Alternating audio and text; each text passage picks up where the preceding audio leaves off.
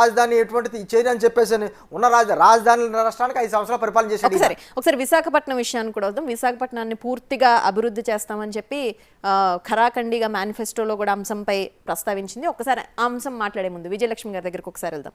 విజయలక్ష్మి గారు, ఈ ఆర్టీసీ ఉచిత ప్రయాణం కావచ్చు, నిరుద్యోగ భృతి కావచ్చు, మీ నవరత్నాల్లో లేని కొత్త పథకాలు ఇవి. అసలు మామూలుగా చెప్పాలి అంటే ముందు చెప్పినయే చేయలేని వాళ్ళు ఏదో కొత్తగా చేస్తారంటే ప్రజలు నమ్మేటటువంటి పరిస్థితి లేదు.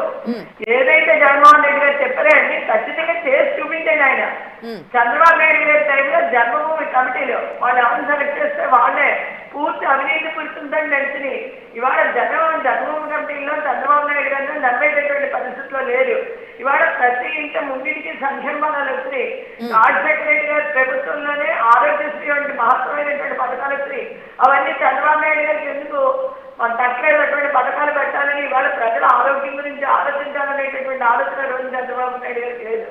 ఇవాళ నేనేదో చేస్తాను, నేను గొప్పగా మిమ్మల్ని అందరినీ వచ్చేస్తానంటే గతంలో 2014 నుంచి 2019 వరకు ఆయన చేసిన పథకాలు ఏంటి, ఆయన ఇచ్చినటువంటి మేనిఫెస్టోలో ఎన్ని చేశాడు, ఎంత పర్సెంటేజ్ వరకు సంక్షేమ పథకాలు అమలు చేయగలిగాడు, అంతే తప్ప ఇవాళ ప్రజలు ఆలోచించుకునేది అదే. చంద్రబాబు నాయుడు వస్తే ఏమీ రాదు, మళ్ళీ ఇవన్నీ కూడా వెనక్కిపోతాయి. మనకి ఇవాళ వాలంటీర్ వ్యవస్థ ద్వారా ప్రతి పథకం ఇంటికి తెచ్చేస్తున్నారు. అటువంటిది మళ్ళీ మనం మోసపోయేటటువంటి పరిస్థితికి మనం ఎందుకు వెళ్ళాలి అనేటటువంటి ఆలోచన చేస్తున్నారు. సూపర్ 6 కాదు, సూపర్ 12 పెట్టినా 2020 విధంగా 420 అన్ని కూడా తెచ్చి పెడతారు చంద్రబాబు నాయుడు గారిని. ప్రతి ఒక్కరి మైండ్ లోని కూడా ఫిక్స్ అయిపోయినారు. రైతు వ్యవసాయం దండగని చెప్పినటువంటి ముఖ్యమంత్రి కాదు, రైతులు ఏదో చేస్తాడనేటటువంటి ఆలోచన ఆడలో లేదు.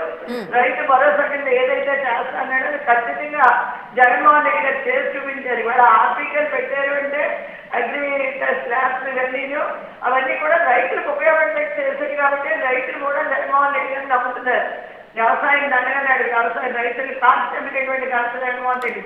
ఇవాళ మేము ఏదో చేస్తాం క్రియాకండి చూపిస్తా ఉంటే చెల్లుబాటు అవ్వదు. ఇవాళ జనాలు మీ మోసపుత్రమైనటువంటి మాటలు నమ్మేటటువంటి పరిస్థితిలో లేరు. ఖచ్చితంగా ఏదైతే జగన్మోహన్ రెడ్డి చెప్పాడో చేసి చూపించాడు కాబట్టి జగన్మోహన్ రెడ్డిని నమ్ముతాం. దానికే మేము సిద్ధమనేటటువంటి పరిస్థితుల్లో మా మొత్తం ప్రజలందరూ ఉన్నారనేటటువంటి వాస్తవమైనటువంటి విషయం. ఇవాళ చంద్రబాబు నాయుడు గారు తన స్కీములతో బయటకు వెళ్ళాలనుకుంటే నెగ్గేయాలనుకుంటే ఇవాళ పవన్ కళ్యాణ్ గారి పార్టీని తెచ్చుకుని కలుపుకోక్కలేదు, బీజేపీ పార్టీని తెచ్చుకుని కలుపుకోక్కలేదు, ఇంకొక 60 పార్టీలు కలుపుకున్నా కూడా ఇవాళ వైసీపీ రాష్ట్రంలో జెండా వేస్తుంది అనేటటువంటి వాస్తవమైనటువంటి విషయం. ఎందుకంటే జగన్ ఖచ్చితంగా జగన్మోహన్ రెడ్డి మాత్రమే నమ్ముతున్నారు అనేటటువంటి కూడా వాస్తవమైనటువంటి విషయం. ఇవాళ రాష్ట్రంలో నిరుద్యోగం ఉందా లేదా? రాష్ట్రంలో నిరుద్యోగ సమస్య ఉందా లేదా? ఏంటి మీ నియోజకవర్గాల్లో యువత చదువుకుని బయటకు వచ్చిన వెంటనే ఏమంటే వాలంటీర్ వ్యవస్థ తీసుకొచ్చారు, ఎంతో కొంత ఉపాధికి లభించింది. అదే రకంగా సచివాలయ వ్యవస్థ తీసుకొచ్చి మన ముంగిట్లో వచ్చి ప్రభుత్వ సేవలు తీసుకొచ్చినటువంటి గరుడు జగన్మోహన్ రెడ్డి. ఆయనందరికీ ఉద్యోగాలు ఎవరైతే ఇవాళ నిరుద్యోగం చెప్తున్నారు. బాబు వస్తాడు, జాబ్ వస్తుందని చెప్పారు. బాబు వచ్చి అందరూ జాబ్ ఇచ్చేయండి. మొన్నటువంటి హౌసింగ్ కార్పొరేషన్ లో ఉద్యోగాలు చేశారు. అలా ఎంతమంది రోడ్డు పాలైన పరిస్థితి, రోడ్డు మీద పడినటువంటి పరిస్థితి. అవన్నీ ఇవాళ తెలుగుదేశం ఆయన గుర్తు రావట్లేదు. ఇవాళ శ్రవణ్ సింగిల్ గా వస్తుందంటే సింగిల్ గానే వస్తున్నాడు జగన్మోహన్ రెడ్డి. ఎందుకంటే చేసినటువంటి పథకాల ద్వారా ప్రజలు ఖచ్చితంగా వాళ్ళకి ఏం జరిగింది కాబట్టి జగన్మోహన్ రెడ్డి నమ్ముతున్నారు కాబట్టి సింగిల్ గా రాగలుగుతున్నాడు. ఊళ్ళో ఎక్కడ ఏ పార్టీలు ఉన్నాయో అన్ని ఎదుగుతా పార్టీలన్నీ ప్రభావితం చేసుకుంటే కానీ జనం మీ పార్టీ డబ్బులు ఖర్చు పెట్టడం తప్ప ఎలా సంపాదించాలో తెలియదా? ఆ విషయంపై ప్రజలకు ఆల్రెడీ క్లారిటీ వచ్చేసింది. అందుకే